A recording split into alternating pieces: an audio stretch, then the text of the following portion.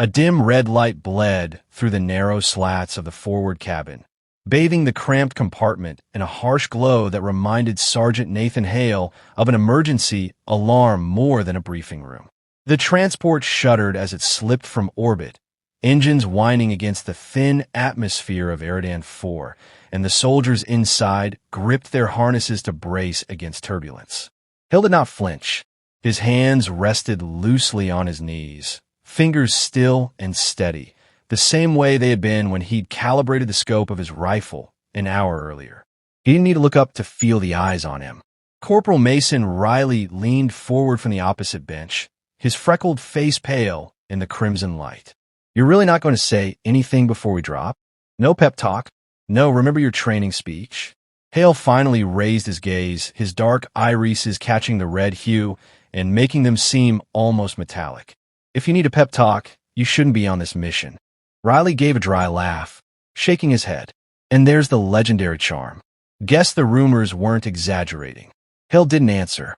He returned his eyes to the rifle propped between his boots. It wasn't new. Its carbon frame bore tiny scratches, a small chip near the stock where it had once been dropped on rocky ground. But it was clean, meticulously maintained, every moving part humming in silent readiness. Unlike the other soldiers on this run, Hale wasn't here to exchange fire in tight corridors or storm bunkers with breaching charges. He was here for one thing: precision elimination. No second shots, no wasted movement, no theatrics. The ship lurched as it entered its final descent, and Commander Darius Rourke's voice came over the intercom, low and clipped. "Touchdown in 4 minutes. Squad A will secure the comms relay. Squad B will take perimeter positions. Hale, you know your assignment." "Copy," Hale said. The other soldiers glanced at him with a mix of curiosity and unease. Most had heard of him, even if they'd never served alongside him. His record was filled with impossible shots, confirmed kills from ranges so distant they sounded like propaganda. But with that reputation came whispers that he was cold, mechanical, too detached from his squad mates to care whether anyone made it home but himself. The ship's landing gear slammed onto solid ground with a jarring thud, shaking dust from the overhead compartments. The ramp hissed open, flooding the bay with pale blue light from the planet's cloud-choked sky. Wind carried a faint metallic tang, the residue of ionized air from recent energy discharges. Somewhere far beyond the ridgeline, someone had been fighting long before the humans arrived. As the squads disembarked, Hale remained behind for a moment, crouching beside a weapons crate to attach the collapsible bipod to his rifle. He checked the magazine, cycled the bolt once, and then slung the weapon over his shoulder in one fluid motion. No wasted seconds, no hesitation. By the time he stepped onto Eridan IV's uneven surface, the others were already dispersing into assigned formations. The terrain stretched out in layered ridges of slate-gray stone, fractured by deep canyons that glowed faintly from geothermal vents far below. The alien architecture jutted from the valley floor like skeletal fingers, spires of crystalline material that had once been part of a defensive grid but now stood fractured and silent. It wasn't hard to imagine the battle that had taken place here days ago. Charred scorch marks, melted trenches, collapsed bunkers. The coalition had won that engagement, but barely. And now, scouts reported, the enemy was reorganizing, rallying for a counteroffensive. Rourke marched toward Hale, his heavy armor crunching loose rock beneath his boots. "You'll have overwatch from Ridge 7, he said without preamble. "From there you've got line of sight on every approach to the relay. If the locals try to flank, you stop them before they reach the perimeter. And if they don't flank," Hale asked, "then you make sure they don't feel like trying." Rourke's tone left no room for debate. He was the kind of commander who respected results more than camaraderie, and Hale was fine with that. Orders were orders, and his were simple enough. Hale began his trek toward the ridge alone, boots finding steady purchase on the uneven surface. Behind him, the squads advanced toward the relay station, a monolithic structure of black alloy and silver conduits, half destroyed from earlier strikes, but still operational enough to transmit critical data across star systems. It was both a prize and a liability, and the enemy would not leave it uncontested for long. Halfway up the incline, Hale stopped and crouched low, scanning the horizon through his scope. He toggled the zoom, adjusting for atmospheric distortion, and swept across the canyon. Movement flickered briefly near the shadow of a broken archway, too far to confirm species, but deliberate, coordinated. The enemy scouts were already watching. He exhaled slowly and moved on. He couldn't afford engagement yet, not until the ridge was set. At the summit, he found an outcropping of stone that offered both cover and a wide vantage point. He knelt, unslinging his pack to remove a small camouflage netting, which he draped carefully to break up his silhouette. Then he flattened against the rock, rifle resting snugly on the bipod, cheeks settling against the worn stock. Through the scope, the entire battlefield unfolded in crisp, silent detail. The squads below moved with mechanical precision, setting up shield generators and defensive emplacements. A pair of engineers worked frantically to reroute power through the relay's fried circuits. Beyond them, the alien spires loomed like teeth against the dull sky. Chelp's voice crackled in Hale's earpiece, a comms officer stationed aboard the orbiting cruiser. Telemetry feed online. You're green across the board. Command wants hourly updates on enemy positioning. You'll get them, Hale said. And Hale, don't let them get close. Not planning to, for several minutes. There is only the sound of wind scraping over stone and the faint hum of the relay below. Hale's breathing slowed to a steady rhythm, the kind born from years of repetition and drilled discipline. He adjusted his scope once more, noting every possible approach vector. Narrow gullies that funneled attackers, blind corners where ambushes could hide, high ground positions that could threaten his own. The first shot came unexpectedly, not from him, but from the canyon below. A searing bolt of green plasma lanced toward the human squads, striking harmlessly against a shield, but splashing sparks across their position. Hale tracked the origin instantly, the rifle pivoting with fluid grace until the scope aligned with a sliver of movement between two spires. A figure crouched there, partially concealed by jagged rock, helmet glinting faintly.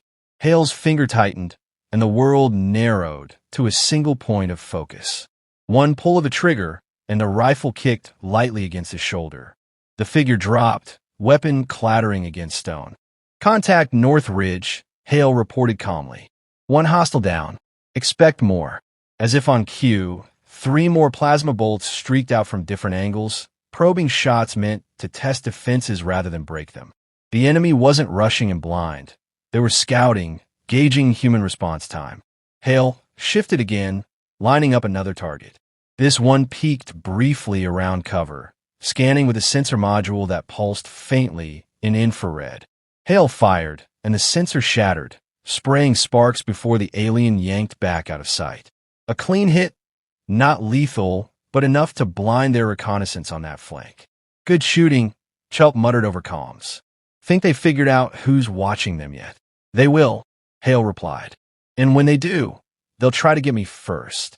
That's supposed to make me feel better? It should. Down below, Rourke barked fresh orders, shifting one squad to reinforce the northern perimeter. The humans were digging in, preparing for the inevitable push. Hale's role was simple but pivotal. Keep the enemy heads down long enough for defenses to solidify. Minutes ticked by. The enemy fire ceased, but Hale could see shifting shadows deeper in the canyon, movement too deliberate to be wind or tricks of light. They were gathering, waiting for the right moment to surge.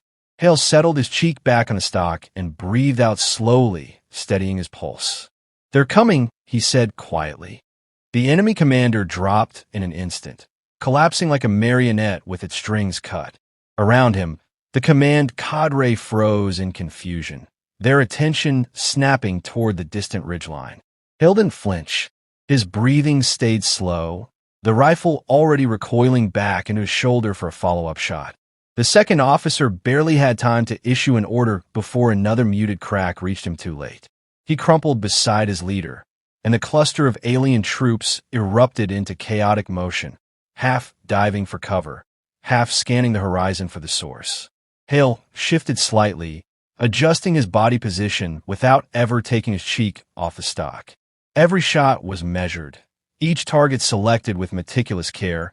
Communications officers, tactical coordinators, anyone issuing commands. For shots, 5, 6.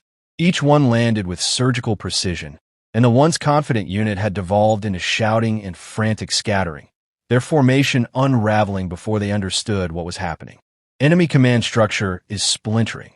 Chelk's voice came faintly over the comm. What are you doing down there? They look like they're being picked apart by ghosts.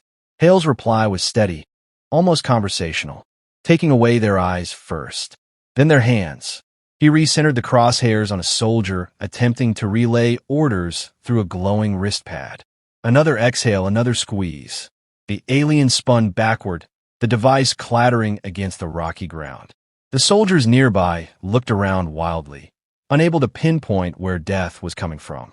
To Hale, it was all geometry and rhythm. Target, wind, range, trigger. Each calculation arrived in sequence, layered over instinct honed by years of repetition. War was chaos to most, but to him, it was a grid of angles and probabilities waiting to be solved. By the 10th shot, the alien formation had fragmented completely. Small clusters broke away, retreating toward the rear lines, while others crouched behind low cover that offered no real protection. Hale finally lowered the rifle just long enough to glance at the horizon. He could see faint ripples of energy where enemy artillery platforms were powering up, preparing to level the ridge he occupied. He whispered to himself, "They think I'll stay still."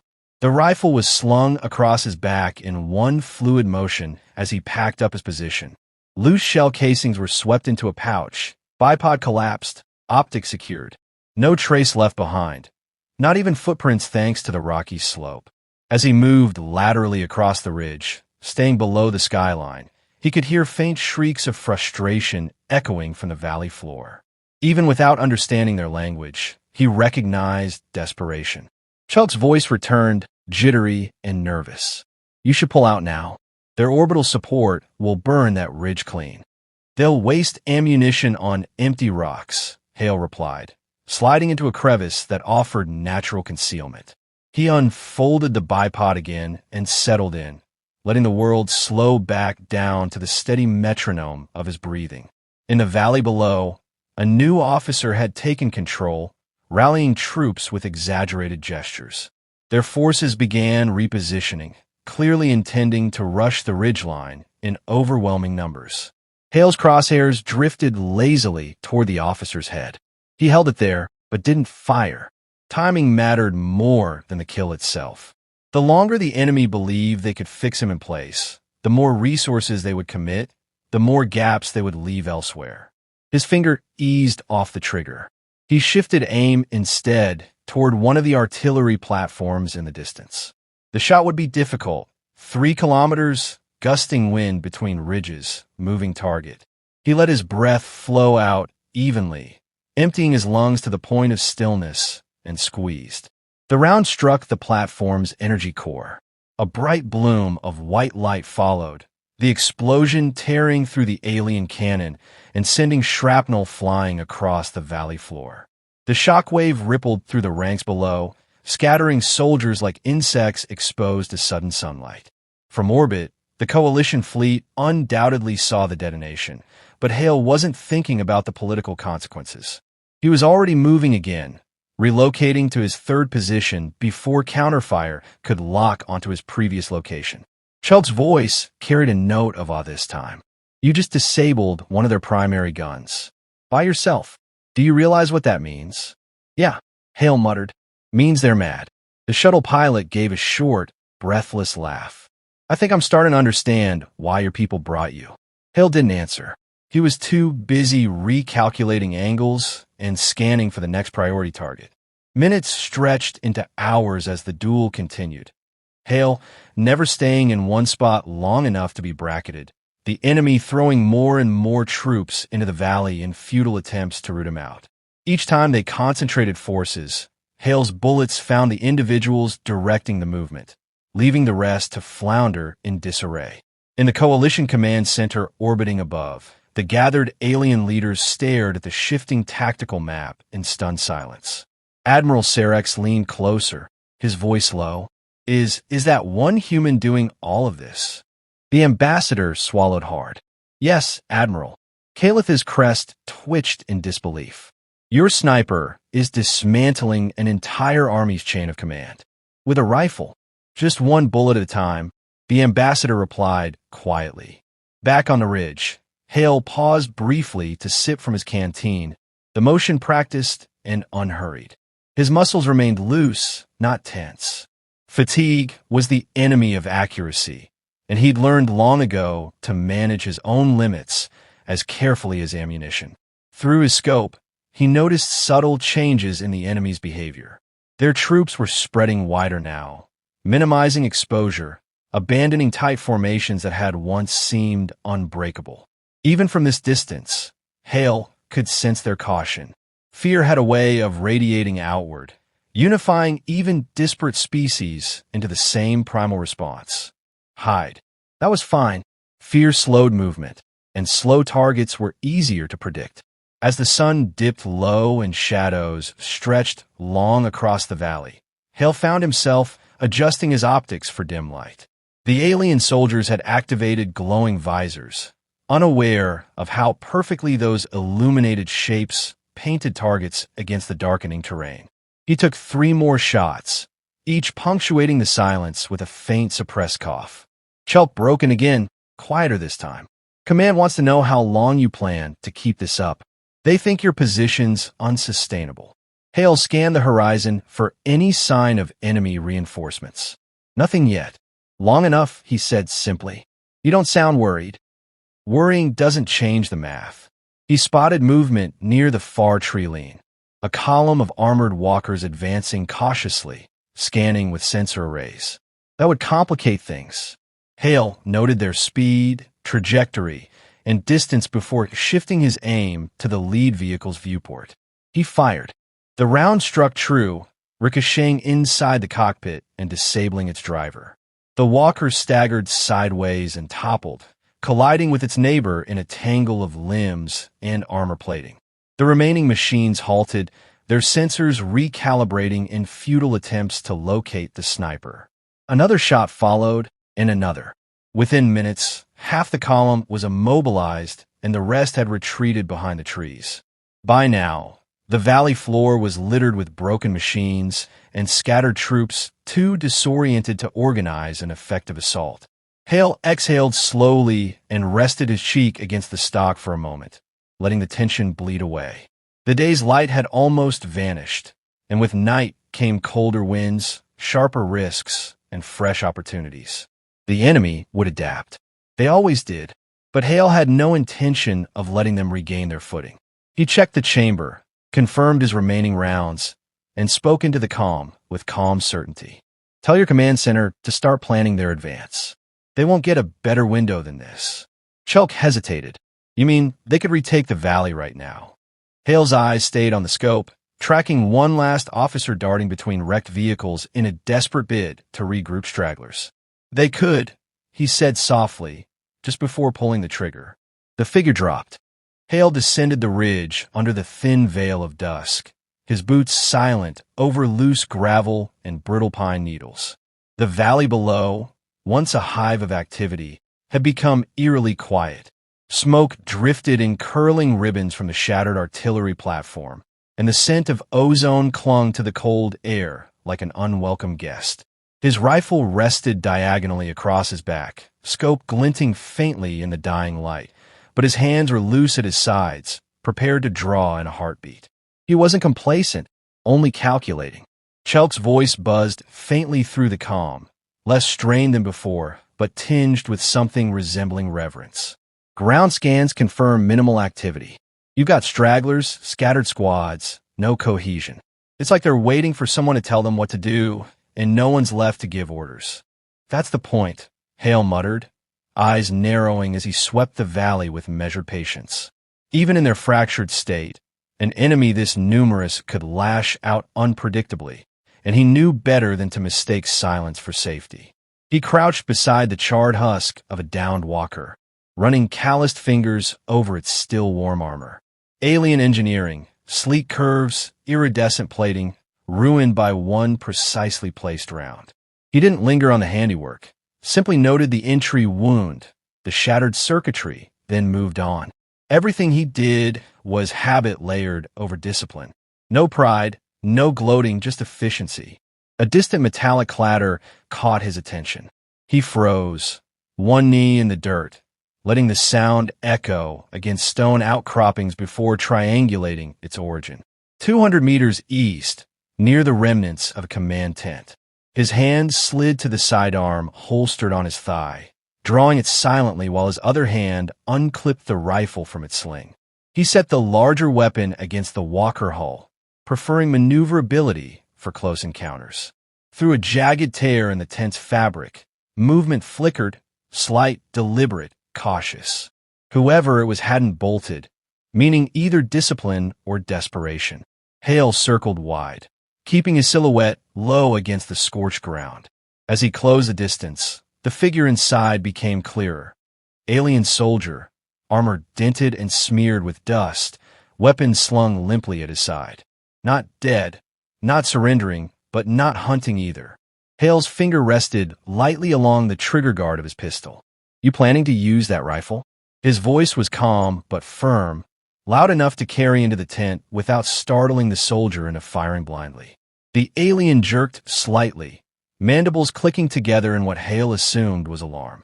It hesitated, glanced at its weapon, then back at the open flap.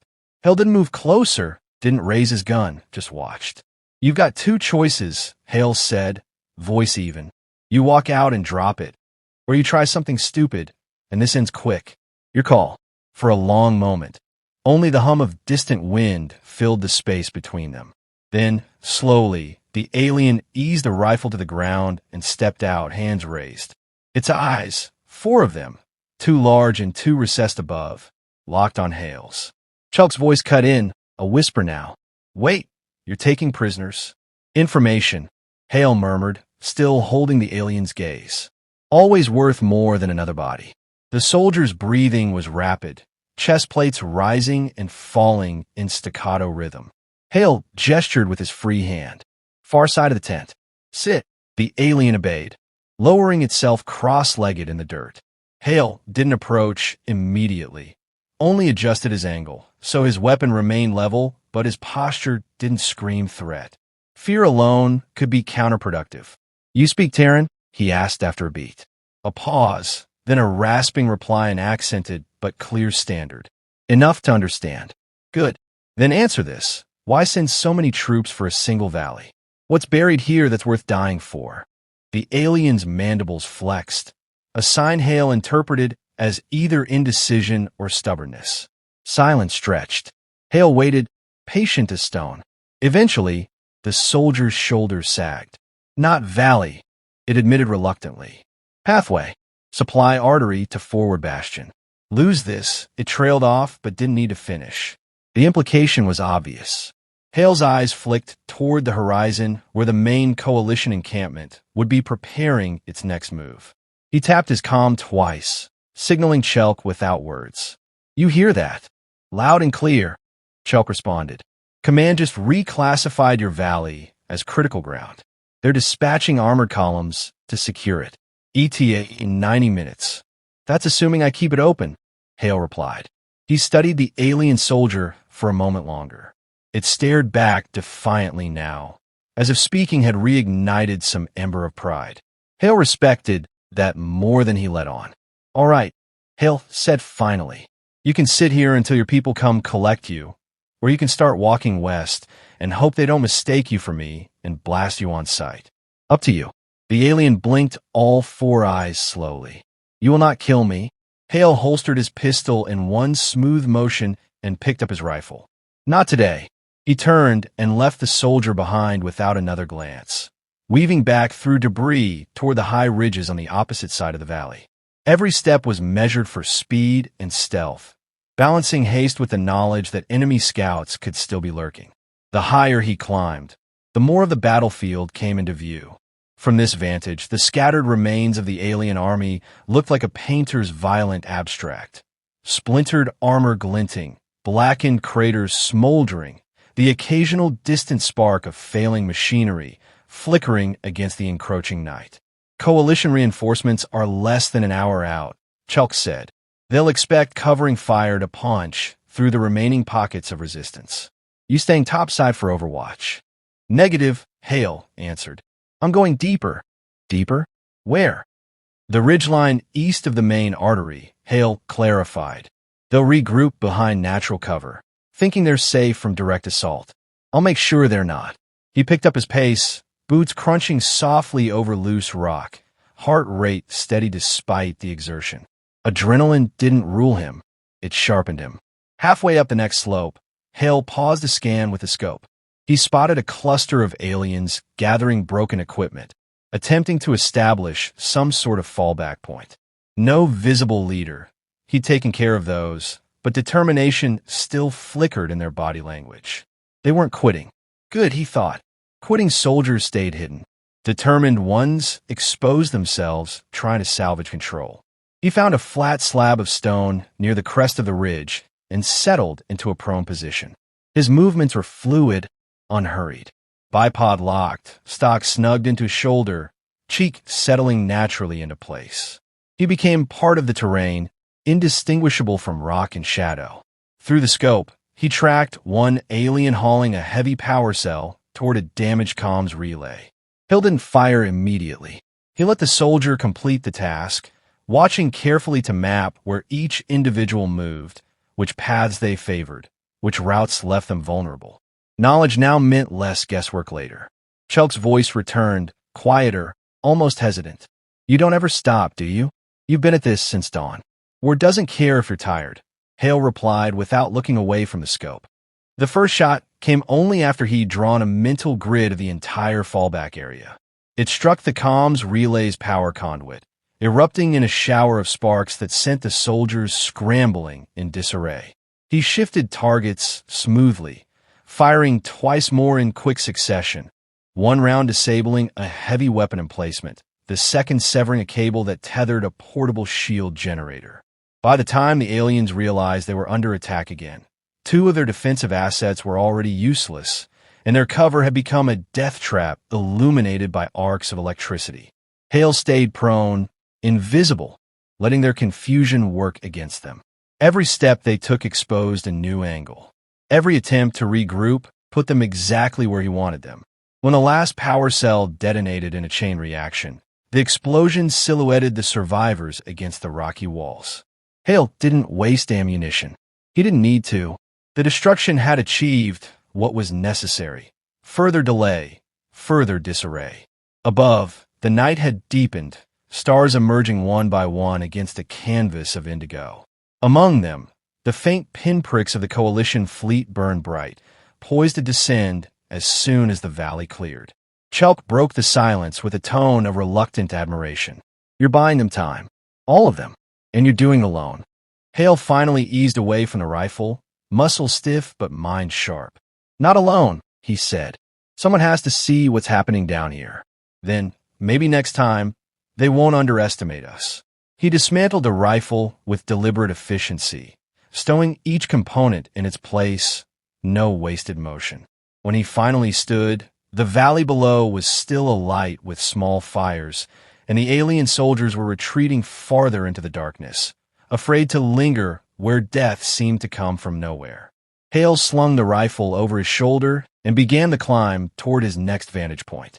The battle wasn't over, but the ground was shifting, tilting inexorably in humanity's favor. As he reached the ridge's peak and looked down at the twisting artery below, the very path the enemy had fought so fiercely to hold, he keyed the comm one last time. Tell them the road's open, he said. The first convoy broke atmosphere an hour later, streaking down through the dense clouds with the unmistakable signature of coalition dropships in combat formation. Hale lay flat on his stomach at the ridgeline, one eye to his scope, tracking each descent with professional detachment. He didn't need to fire now. His work was done. But watching the reinforcements come in, their bellies lined with artillery and gunship escorts, felt like the culmination of a promise he had never voiced out loud. Chalk's voice returned over the comm. static punctuating each word as the signal bounced through interference left by the destroyed comms relay. First wave is 2 minutes from touchdown. They'll start unloading armor and clearing debris. Command wants confirmation that the eastern corridor is secure. Hale shifted slightly, bringing the valley into a wide-angle view. Eastern corridor's clean. The remaining enemy elements have retreated beyond effective range. They won't contest the landing zone unless they get stupid. You sound certain. I've been watching them, Hale said simply. He adjusted the scope to follow the shadowy movement of alien soldiers far to the north. Their formations were scattered and ragged, and their discipline had eroded. Where before they had moved with mechanical precision, now they looked fractured, like shards of glass struggling to fit back together. One alien paused and glanced toward Hale's position, though it was far too distant to truly see him. For a fleeting second, he wondered if it was the same soldier he had spared earlier. He dismissed the thought. It didn't matter. The dropships touched down in controlled unison, landing struts kicking up a haze of dust and loose rock. Ramps dropped, disgorging squads of armored infantry who moved with swift, methodical efficiency, sweeping the valley in overlapping fields of fire. Behind them, tracked vehicles rolled out, their barrels scanning the ridges for any sign of ambush. Hale pushed himself to his knees, breaking the outline he'd held for hours, and Chelk's voice immediately sharpened. "You moving out?" "Heading back to the artery," Hale replied, slinging his rifle. "Someone's got to mark safe paths through the rubble before the heavy haulers get stuck in choke points. You realize they got drones for that. Drones can't tell you where a sniper would hide." The ridge descent was slow and careful, not because he was tired, though exhaustion pressed at the edges of his awareness, but because he knew the battlefield well enough to respect it even after the shooting stopped. Loose stone, hidden trip mines, unexploded ordnance. Any of it could undo hours of success with a single misstep. Halfway down, a trio of coalition soldiers intercepted him, their rifles half-raised until their helmet HUDs pinged his identifier. "Sniper Hale?" the lead soldier asked, voice muffled behind his visor. "That's me. Command wants you at the forward operations tent once the area is locked down. Said your priority debrief. Tell Command I'll be there when I'm done keeping you alive." The soldier hesitated, then nodded. Understood. They moved on, and Hale continued his descent, boots leaving shallow prints in the soot-covered earth. As he reached the valley floor, the aftermath of his earlier work was starkly visible. Craters carved out by precision strikes lined the roadway. Burnt-out husks of alien walkers lay in twisted heaps, and the metallic tang of scorched circuitry lingered heavy in the air. He walked past one of the destroyed shield generators, its once luminous panels dulled to a cracked black. Nearby, a coalition tech knelt to salvage usable fragments, glancing up briefly as Hale passed, but saying nothing. Recognition needed no words here. Roads partially blocked near Grid 12. Chelk reported, overlaying a map on a Hale's visor. "If you're heading there, watch for unstable rock formations. Scans show structural weakness from the blast patterns." Noted, Hale veered toward the indicated grid, stepping over shattered alien weaponry. He spotted a half-buried plasma rifle, its grip slick with residue, and kicked it further into the dirt without stopping. No sense in souvenirs. When he reached Grid 12, he crouched low to inspect the collapsed pathway. Large slabs of stone had tumbled across the route, forming jagged walls with narrow gaps in between. Perfect choke points for ambushes if the enemy decided to circle back. He tapped his comm twice. "Send a demolition crew. Clear this fast, but stay alert. This is exactly where they'll try to stall you if they're feeling vindictive." On it, Chelk said. By the time Hale looped back toward the landing zone, dusk had deepened into full night, and the valley was lit by the glow of portable flood lamps mounted on tripods. The harsh white light cast long, sharp shadows that danced across broken machinery and fragmented armor. The arriving troops had erected a temporary perimeter, shield arrays humming softly, and engineers worked in tight clusters to stabilize power conduits. Hale stepped through the perimeter's checkpoint, nodding to the guard who waved him in. He ignored the forward operations tent for now and instead climbed atop a flat boulder overlooking the entire staging area. From here, he could see the scale of a human presence asserting itself over the battlefield. Dozens of vehicles, rows of troops, crates of supplies stacked with neat precision. Organized chaos, but with direction. His scope lay idle on his rifle, and used for the first time in hours. He didn't need magnification to see that the enemy had fully withdrawn. The distant ridges were silent and dark, devoid of movement. Chalk's voice softened, no longer brisk or clinical. You've bought them more than just time. You've given them breathing room, a chance to fortify, to move forward.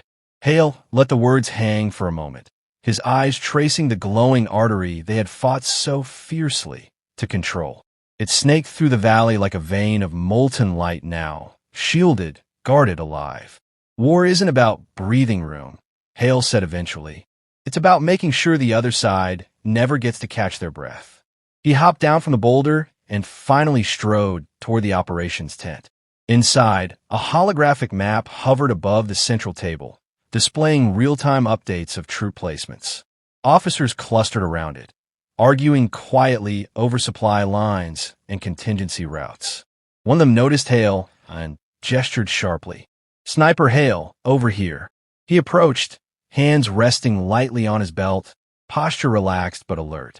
The officer expanded the hologram to reveal 3 glowing enemy icons north of their current position. "We're picking up regrouping activity here. If they manage to dig in, we'll be looking at another prolonged siege." "They won't," Hale said simply. "And you're confident because—" Hale leaned forward, marking the terrain on the map with quick taps. "Because they're pulling back to ground they don't know as well as they think they do. Steep inclines, loose cover, and no clear retreat paths. They'll set up camp, but they'll be boxed in before they realize it." The officer stared at him for a long moment, then nodded. "Fine. We'll redirect recon to confirm your analysis." Hale straightened, already turning toward the exit. "You're not staying? I've got work to finish." Outside, the wind had shifted, colder now, carrying with it the faint scent of pine from the untouched forests beyond the battlefield. Hale paused briefly, drawing in a slow breath before starting toward the northern ridges. He didn't hurry. The alien forces were retreating, but they weren't broken yet. Somewhere out there, commanders were already drafting retaliatory strategies, searching for weak points, vowing to reclaim what they had lost. And when they came back, they would expect brute force, massed firepower, and direct confrontation. They wouldn't expect him. He disappeared into the shadows of the ridge, his figure blending seamlessly into the jagged rocks and sparse trees, a ghost fading from sight. Behind him, the valley remained brightly lit, humming with activity, human voices cutting through the alien silence like a declaration. But Hale didn't look back. He didn't need to. His part in this battle had ended, but the war was far from over, and there would always be another ridge, another vantage point, another target who thought they were safe until they weren't. High above, the coalition fleet's lights shimmered faintly against the endless dark of space, silent witnesses to the shifting tide below.